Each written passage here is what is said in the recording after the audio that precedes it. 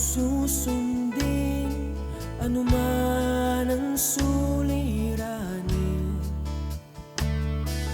lahat ay aking kakayanin, pagkat ikaw ay kapiling. Subukin man ng panahon, mananatili sa'yo, Panginoon.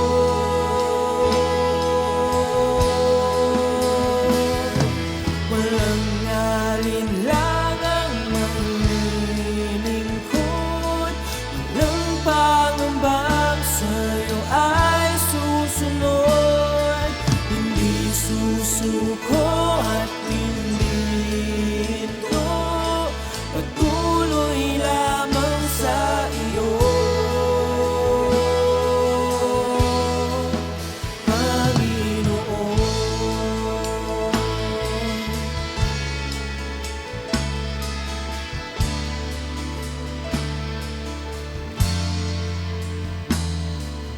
Ikaw ang aking paglilingkuran, kahit saan dalhin.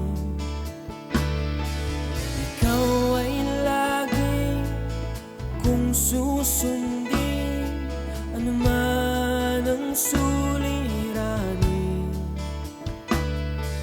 lahat ay aking kakayanin, pagkat ikaw ay kapiling. Subukin man ng panahon, mananatili sa'yo, Panginoon.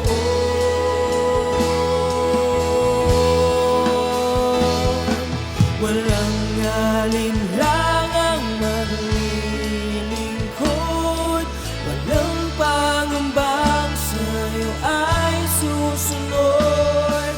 Hindi susuko at Mapagpalang umaga po sa bawat isa. Ngayon po ay unang araw ng buwan ng Disyembre, huling buwan ng taong 2021. Sapagkat makikita po natin ang kabutihan ng ating Panginoon, sapagkat siya ang patuloy na gumagabay, nag-iingat sa atin, na kung saan sa huling buwan na ito ay naroon na alam natin na patuloy ang kanyang kabutihan na ipaparanas pa sa atin. At sa pamagitan po ng programang ito ng Tinig ng Pag-asa, na kung saan ay lagi natin napapakinggan tuwing MWF, itong mga salita na atin pong pinagsasalu-saluhan ang nagbibigay sa atin ng katatagan at ng gabay sa atin pong pakikibaka sa magulong sanlibutan ito. Kaya muli po tayo ay sama-sama na mag-aral ng kanyang salita sa umaga pong ito. Tayo ay sama-samang manalangin. Ama naming Diyos, sa pangalan ng aming Panginoong Hesus, marami pong salamat sapagkat kayo ang patuloy na nagbibigay sa amin ng katagumpayan sa bawat araw na lumilipas sa aming mga buhay. Katulad po ngayon na kami po ay nasa huling buwan na ng taong 2021, ay ang inyong pagsama at paggabay ay amin pong nararanasan. Sa umaga pong ito, patuloy po kami nagpapakumbaba sa inyong harapan, humihingi ng tawad, linisin niyo po kami at maging karapat-dapat po kami na makisalo sa salita nyo na amin pong pagbubulay-bulayan. Hayaan niyo po na matanggap namin ang amin pong portion sa umaga pong ito, sa salita nyo na amin pong pag-aaralan. At patuloy po namin hinihingi ang paggabay at pagtuturo ng Santong Espiritu, sapagkat inaamin namin na kung wala ka, wala kaming magagawa. Samahan niyo po kami at hayaan niyo po na kayo lamang ang aming maitaas at madakila sa umaga po ito. Salamat, salamat po ng marami. Sa pangalan ng aming Panginoong Hesus, Amen, Amen. Praise the Lord. Sa oras po ito, tayo po ay nasa panibagong buwan na kung saan ay meron po tayong tatalakayin topic. Lalo na po itong buwan nito ng Disyembre na ang topic po natin ngayon ay about the conquers all, no? Ito po yung tema na inilagay po ng Diyos sa puso po ni Bishop na sa buwan na ito ay talagang mapuno ng pag-ibig ang bawat isa sa atin, no? Yung ating mga buhay, yung ating mga puso ay mapuno ng tunay na pag-ibig na nanggagaling sa Panginoon. Kaya sa umagang ito, buksan natin ang ating banal na kasulatan sa aklat ng John, chapter 15, verses 12 to 13. Ito yung ating pong tatalakayin, no? Na ang sabi po dito sa Amplified Version, "This is my commandment, that you love and unselfishly seek the best for one another, just I have loved you. No one has greater love nor stronger commitment than to lay down his own life for his friends." No?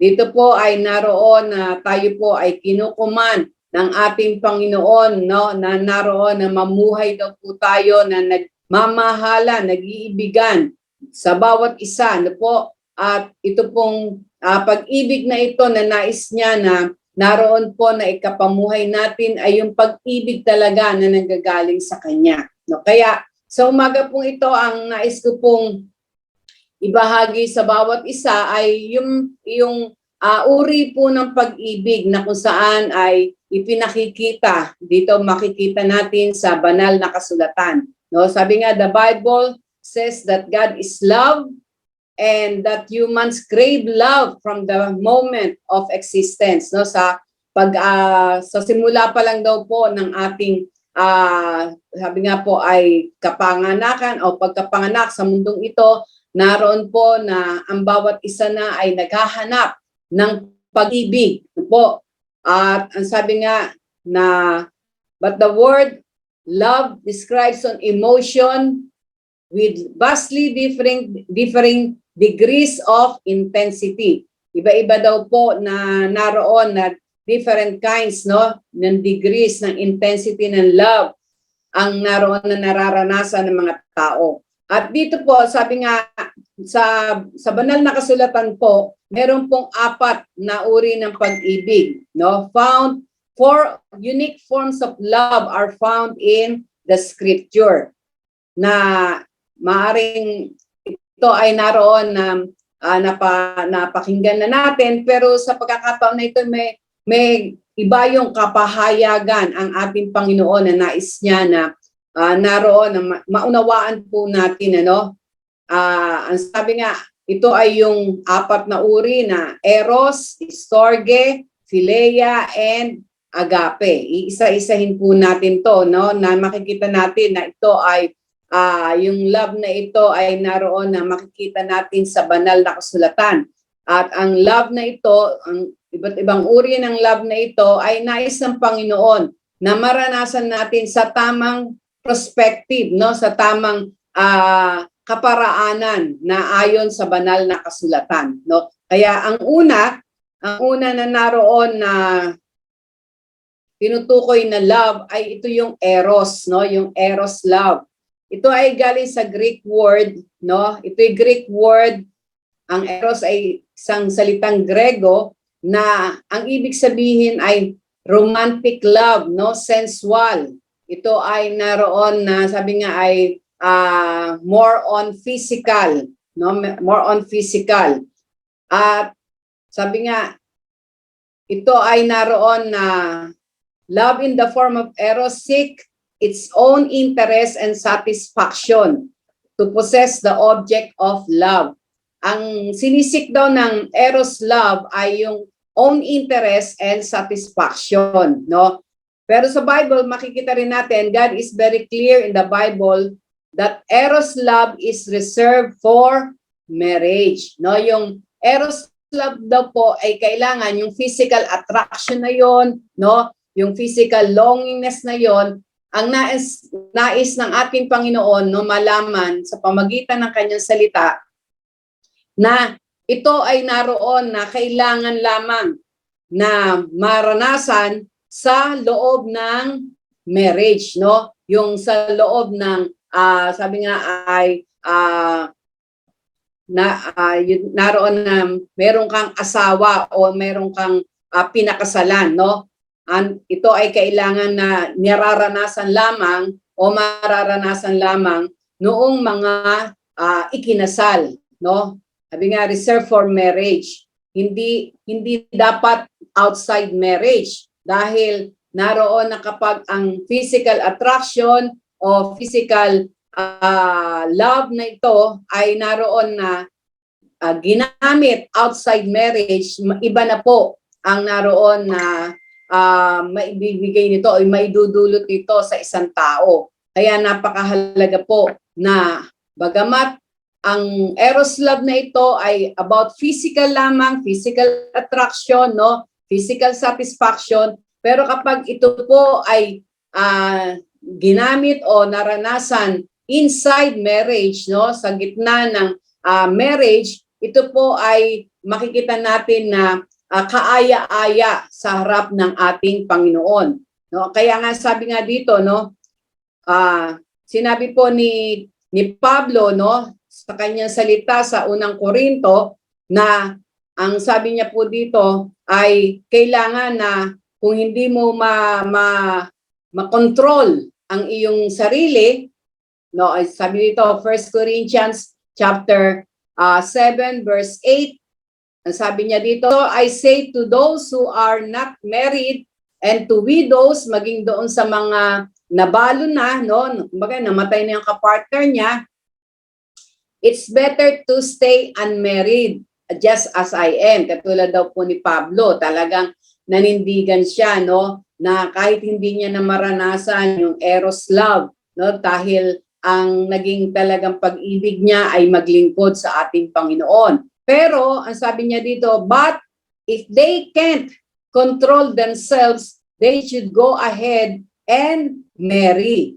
Better to marry than to burn with lust, no? Napakahalaga daw po, no, na mas mabuti pa magpakasal ka, no, para kung hindi mo makontrol yung eros love, magpakasal ka sa iyong minamahal, no, kaysa naman mahulog ka sa pagkakasala, ano po. Kaya ang eros love ay naroon po na allowed ng ating Panginoon sa pamagitan ng salita ng Diyos, na makikita natin na ito'y maranasan dahil ito'y physical need ng isang tao, no? Pero ang nais ng ating Panginoon na yung eros love ay talagang within marriage lamang, no? Nandun lamang sa gitna ng sabi nga po ay pag-aasawa, no? Ang sabi nga rin po sa Proverbs chapter 5, kung titingnan natin, ano? Ang sabi dito, let your wife be a fountain of blessing to you, no? Kaya makikita natin, no, yung hayamon ng iyong asawa ay maging pagpapala. Rejoice in the wife of your youth. She is a loving deer, a graceful doe. Let her breast satisfy you always. May you always be captivated by her love. Kaya dito makikita po natin, no, na bagamat ito ay pag-ibig ayon lamang sa physical o yung physical attraction o physical satisfaction, pero kailangan po ito ay under marriage, no? Yung talagang asawa mo, hindi yung asawa ng iba. Kasi dahil kapag asawa na ng iba o hindi mo asawa, doon mo sabi nga, ipapadama yung eros love, ito ay kasalanan. Kaya ang sabi dito sabi nga, give honor, no? Give honor to marriage and remain faithful to one another in marriage. God will surely judge people who are immoral and those who commit adultery, no? Yun daw po na mga tao na sabi nga ay ini-enjoy yung eros love outside marriage, ang tawag po dito ay immoral and adulterous, no? Sabi nga, they commit adultery. Kaya kailangan daw po maging maingat, no? Maging maingat. Maging maingat ang bawat isa, lalo na po ang mga Kristiyano, no? Hindi tayo pinagbabawalan ng salita ng Diyos na maranasan natin yung eros love o yung physical attraction, no, physical satisfaction, no? Pero dapat ito ay naroon po na mangyayari lamang inside marriage, no? Yung talagang sa asawa mo lamang na pinakasalan, hindi sa ibang tao. Dahil kapag sa ibang tao, hindi mo asawa, no, makikita natin ikaw ay babagsak sa immorality o sa adultery. At ito ay kasalanan, no? Tandaan natin, ang kabayaran ng kasalanan ay kamatayan. Kaya na maging maingat tayo, lalo na po ang mga Kristiyano, lalo na ang mga kabataan, no? Dahil itong eros love na ito ay talagang hindi pwedeng hindi natin maranasan, no? Dahil we are still living in the flesh at nangangailangan ang ating flesh ng satisfaction, no? Kaya naroon na sabi nga, kapag hindi natin alam ang katotohanan ayon sa salita ng Diyos, marami ang nahuhulog, ang marami napapahama kahit Kristiyano na, no? Kahit mananampalataya na, naroon na nasisira ang pamilya dahil yung eros love na dinesign ng ating Panginoon na maging pagpapala sa mag-asawa ay nagagawa outside marriage, no? Kaya ito po ay isang paalala sa bawat isa. Kaya maging sa mag-asawa din, no, ang sabi sa 1 Corinthians chapter 7 verse 5, ang sabi dito, do not deprive each other of sexual relation unless you both agree to refrain from sexual intimacy for a limited time, no? So you can give yourselves more completely to prayer.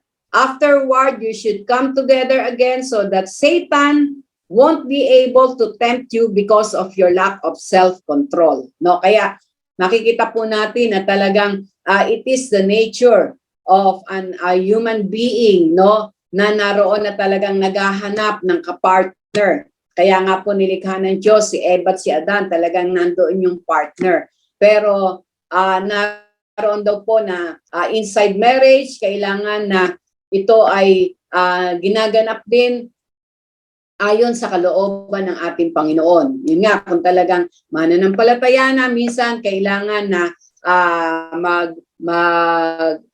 sabi nga ay mag-limit din, lalo na kung kailangang manalangin. Pero kailangan nag-uusap. No po, merong pag-uusap, may agreement, katulad ng ating binasa ngayon. Ano? Kaya yun po yung una na ang sabi nga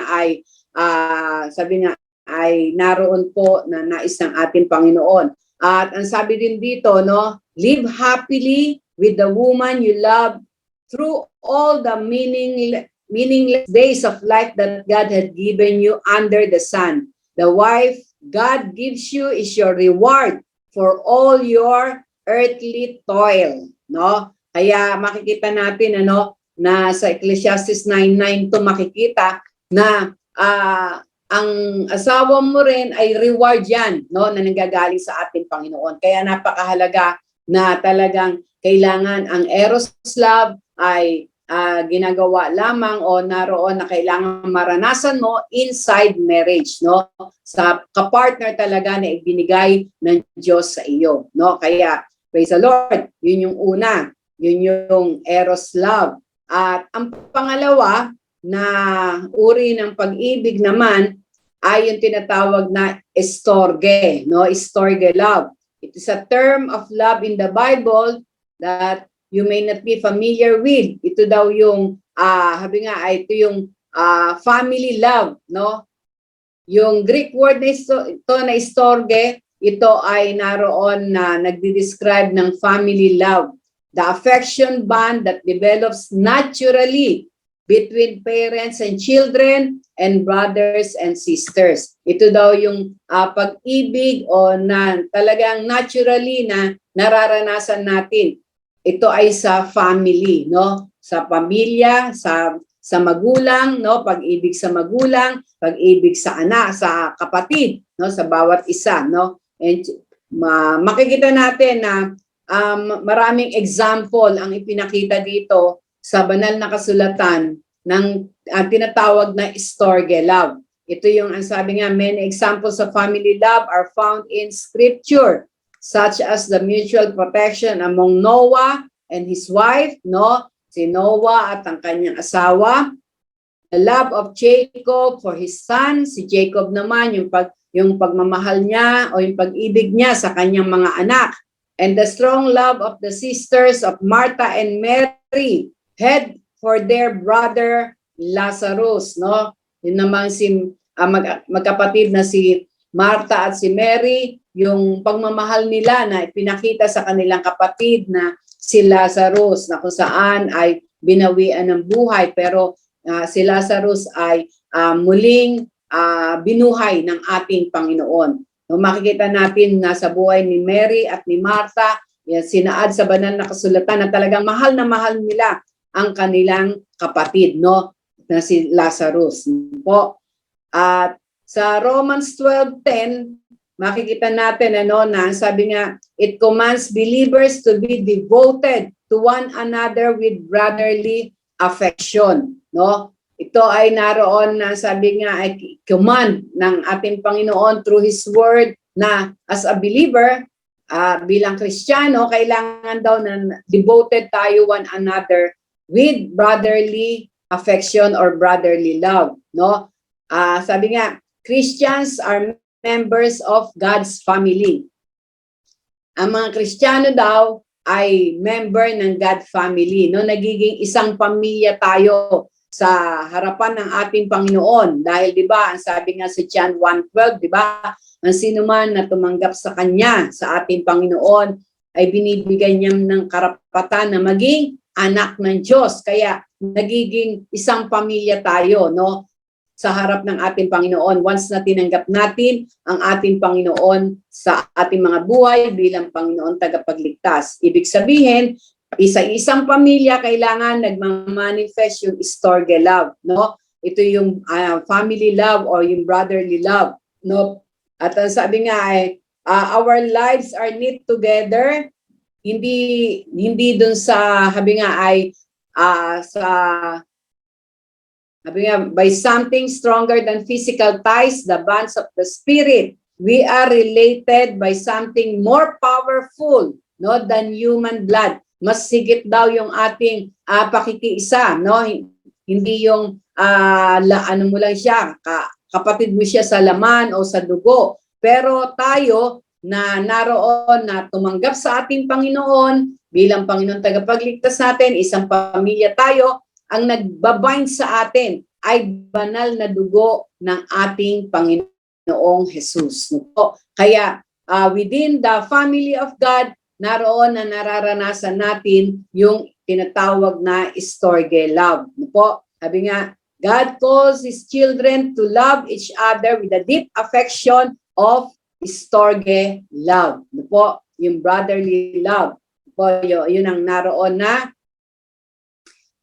sabi nga ay nais ng ating Panginoon. Dahil iisa tayong pamilya. Kasi ang storge love ay pag-ibig sa nararamdaman sa isang pamilya. At ito'y nais ng ating Panginoon na maranasan natin. No po, yung tunay na pag-ibig na nanggagaling sa Kanya bilang tayo ay tinipon sa isang pamilya ng Diyos. No po, kaya praise the Lord. Ang pangatlo ay yung tinatawag na philia, no? Philia.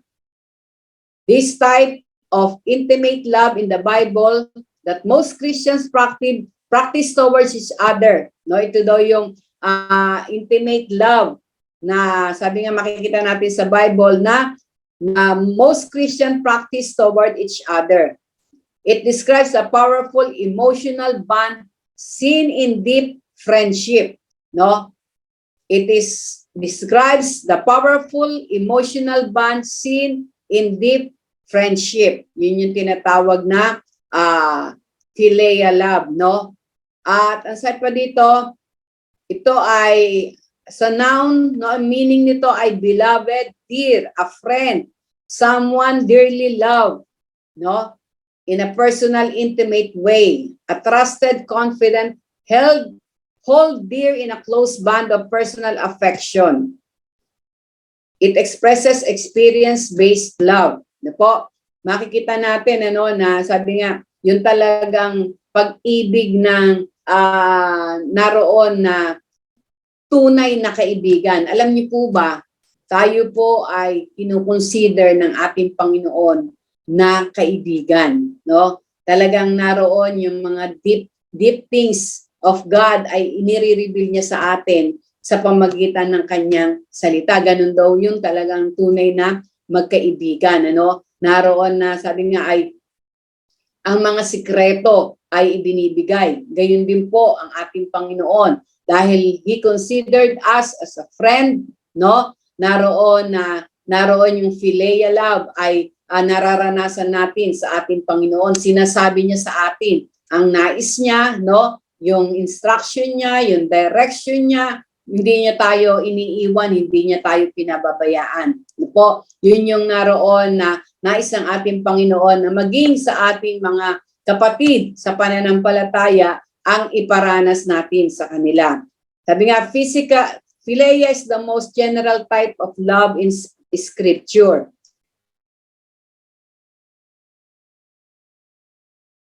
Ay naroon na nagbibigay ng care, ng respect, and compassion for people in need.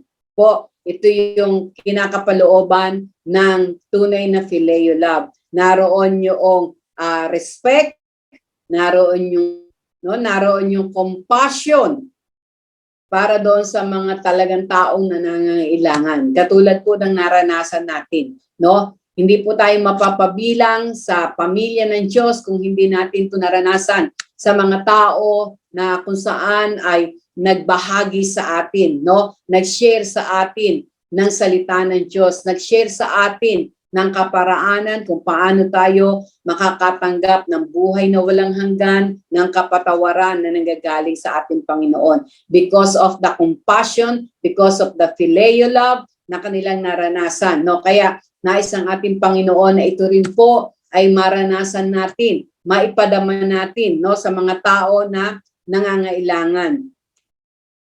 Ang sabi po dito na, sabi nga, the concept of brotherly love that unites believers is unique to Christianity. Ay makikita po natin na talagang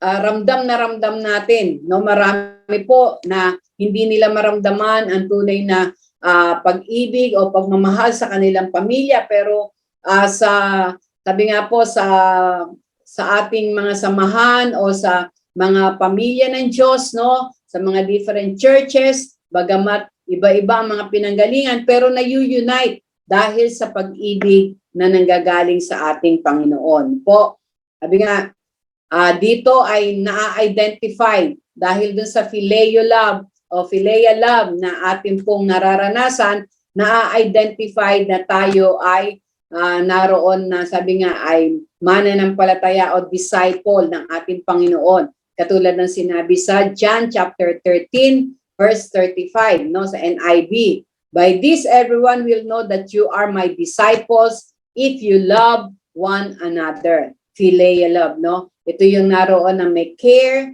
may respect, may compassion, no? Na talagang laging handa na tumulong sa mga kapatid na nangangailangan o maging sa ibang tao na nangangailangan. Higit sa lahat, yung compassion na yon na maibahagi ang salita ng Diyos, maibahagi ang tunay na sabi nga paraan kung paano mararanasan ang kaligtasan na nanggagaling sa ating Panginoon. Po, yon.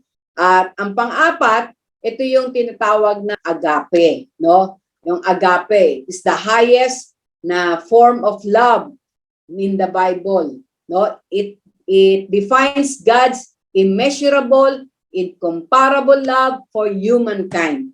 Itong agape love na ito, tanging ang Panginoon lamang ang nakakapagbigay nito, no? Sabi nga, it is immeasurable, incomparable love for humankind. Ito'y ginawa at ipinakita ng ating Panginoon nung ibigay niya ang kanyang buhay dun sa krus ng Kalbaryo. Ang sabi nga, it is the divine love that comes from God. Agape love is perfect, unconditional, sacrificial, and pure. Po, ito yung naroon na katangian ng agape love. At makikita natin that only our Lord Jesus Christ demonstrated this kind of divine love, no? to His Father, and to all humanity. To His Father, bakit? Because He did the will of the Father. Ginawa niya ang kalooban ng Diyos, no? Dahil sa pagmamahal niya sa Diyos na sabi nga ay hindi ang kalooban niya, kundi ang kalooban ng Ama ang maganap. And to all humanity, na kung saan ito ay binigay niya o ginawa niya pag-aalay ng kanyang buhay dahil sa akin, dahil sa iyo, dahil sa sanlibutan, no? Dahil sa sangkatauhan na nangangailangan talaga ng kaligtasan na nanggagaling sa ating Panginoon, no? In the way He lived and died. At ito'y makikita nga natin sa John chapter 3 verse 16. Ano sabi doon? For God so loved the world that He gave His only begotten Son, that whosoever believeth on Him shall not perish but have everlasting life. Makikita po natin talagang naibigay niya ang kanyang buktong na anak na walang iba kundi ang ating Panginoong Hesus. At ang ating Panginoong Hesus, naibigay naman niya ang kanyang buhay para sa atin. No? Ganun yung pag-ibig, ganun yung pagmamahal na nanggagaling talaga sa Diyos. No? Unconditional, immeasurable. No? Hindi kayang sukatin, incomparable. Hindi kayang i-compare. No? Walang makakagawa kahit sino doon sa pinakitang pag-ibig ng Diyos sa bawat isa. No? At makikita rin natin na matapos ang ating Panginoon ay mag-resurrect, no? Kasi 'di ba, na binigay niya ang kanyang buhay sa krus ng Kalbaryo, namatay siya doon, pero hindi siya nanatiling patay. Siya ay nabuhay na magmuli. Kaya ang sabi nga, following His resurrection, Jesus asked the Apostle Peter if he loved him, no?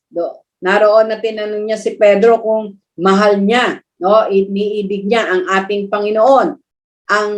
Si Peter ay sumagot ng 3 beses na yes, iniibig niya ang ating Panginoon. Pero yung pag-ibig na isinasagot ni Pedro ay hindi yung agape love. Ang naisasagot niya ay yung eros love, yung agape love, hindi niya yun naroon na habi nga ay talagang mabigay. Dahil talaga wala naman talagang pwedeng magkumpara, no, sa ating Diyos sa pamamagitan ng pag-ibig na yon. At makikita rin natin, sabi nga yung Peter had not received the Holy Spirit. Hindi pa niya kasi natatanggap ang Santong Espiritu nung panahon na yon. Kaya yung 3 lamang na klase ng pag-ibig ang naisasagot niya. No, ang naisasagot niya sa ating Panginoon. Yung eros, yung storge at saka yung phileo. No, pero matapos si Pedro ay naroon na makatanggap ng kapuspusan ng Santong Espiritu, naroon na sabi nga ay dumalo yung agape love.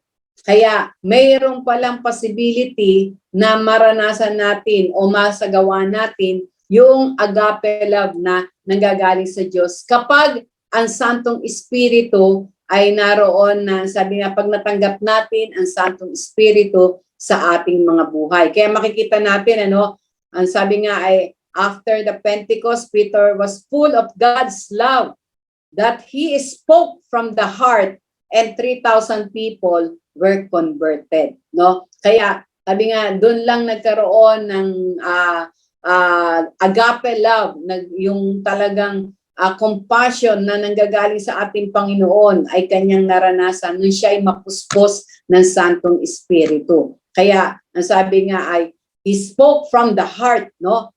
He spoke, siya ay nagsalita na nanggagaling sa puso na punong-puno ng agape love, ng pag-ibig ng Diyos, no, na dumadaloy sa kanya. Kaya naroon po na sa pagkakataon pong ito, katulad ng tema natin, the love that conquers all, bagamat naturally nararanasan natin ang eros, ang phileo, ang storge love, ang nais ng ating Panginoon yung agape love, ang naroon po na maranasan din natin.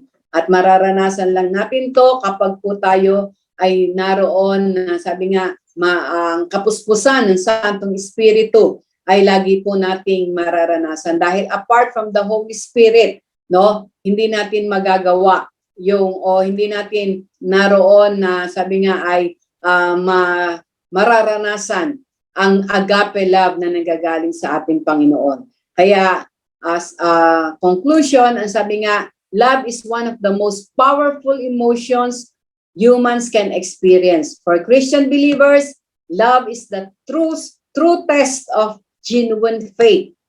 Through the Bible, we discover how to experience love in its many forms and to share it with others as God intended. No, kaya sa umaga pong ito, makikita natin na yung apat na klase ng pag-ibig na yon ay sabi nga po nais ng ating Panginoon na maranasan natin, makita natin na blessing katulad ng Eros, no? Ito po ay naging eye-opener din sa akin dahil nung una nga ang alam ko Eros, erotic, physical lang, no? Pero it is a blessing kapag ito ay within marriage, no? At yung phileo love, yung sa family, no? Yung storge love, ganun din sa pamilya, sa mga gulang, anak, no? Kapatid, makikita natin na napakahalaga na ito ay nararanasan natin. At higit sa lahat, sabi nga yung agape love, yung patuloy nating sabi nga ay maranasan ang presensya ng Diyos sa ating mga buhay, yung kanya sa pamagitan ng Santong Espiritu upang mag-umapaw yung love na yon, no, yung agape love na yon na nanggagaling sa ating Panginoon upang magawa natin yung kanyang banal na kalooban. Masunod natin yung kanyang commandment, no, that we must love one another. Katulad po ng sabi nga yung binasa nating unang teksto, no, yung commandment ng ating Panginoon. Ang sabi niya na this is my commandment that you love and unselfishly seek the best for one another. No, ito yung naroon na agape love, no? Just as I have loved you, no one has greater love than to lay down his life for his friends. Praise God, dahil tinuring tayo na sabi nga ay kaibigan ng ating Panginoon. Ibig sabihin, marami siyang gustong i-reveal sa bawat isa sa atin, no? Ang isang kaibigan kasi yung pinakasikreto niya na isi-share niya doon sa kanyang kaibigan. At dahil tayo ay tinawag niya, kinonsider niya as a friend, marami siyang nais na maipahayag sa atin sa pamamagitan ng kanyang salita. Maraming kapahayagan ang Diyos na gusto niya na maranasan natin. No, ganun tayo kamahal, ganun ang pag-ibig ng Diyos sa bawat isa sa atin. Kaya sa umaga pong ito, nawa po ay naunawaan natin na ang apat na klase ng pag-ibig na ito, nais ng Panginoon na maranasan natin in a biblical way para ang tunay na pagpapala, yung tunay na blessing ang mag-overflow sa ating mga buhay, no, sa ating mga kapatid po, kapag ito ay naroon na sabi nga puspos ng kapangyarihan ng ating Panginoon. Kaya purihin po ang Diyos sa umaga pong ito. I know and I believe na sa buwan na ito ng Disyembre, sa topic na ito ng tungkol sa pag-ibig, maraming kapahayagan.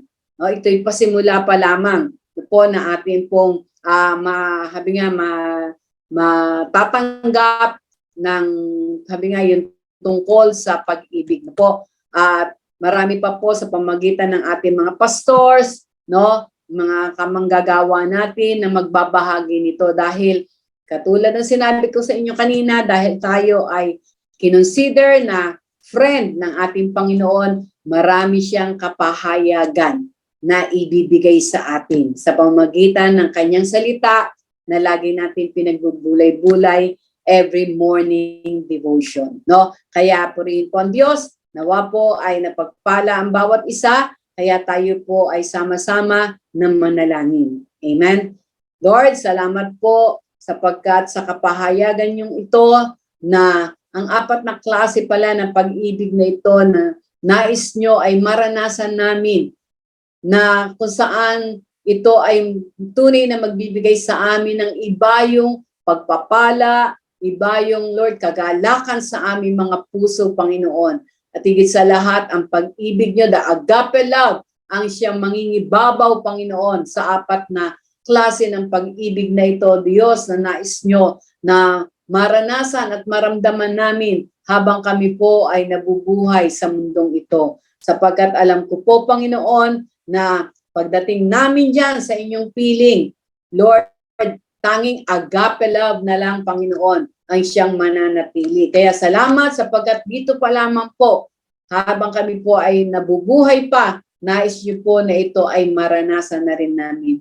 Salamat ng marami. Pagpalain niyo po ang naging kasama ko sa pag-aaral sa umaga pong ito. Hayaan niyo po, Panginoon, na makita ang tunay na pag-ibig niyo, Panginoon, maranasan ng pamilya ng bawat isa sa amin. Salamat po ng marami.